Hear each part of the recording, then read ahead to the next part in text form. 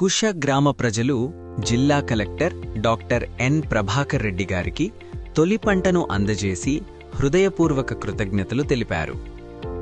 కుష జలపాతాల స్వరాన్ని లోకానికి వినిపించి, ఆటో కూడా రాని ఊరికి బస్సు సౌకర్యం కల్పించి, బస్సు ద్వారా పర్యాటకులను రప్పించి కుష గ్రామానికి కొత్త జీవం పోసిన కలెక్టర్ గారు, ప్రపంచానికి తెలియని కుష గ్రామం ఈరోజు పర్యాటక కాంతులతో వెలుగొందుతోంది.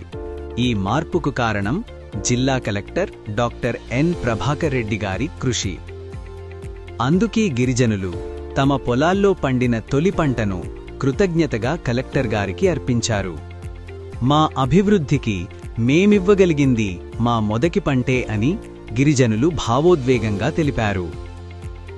ఇది కేవలం కానుక కాదు, ప్రజల ప్రేమ, విశ్వాసం, గౌరవం.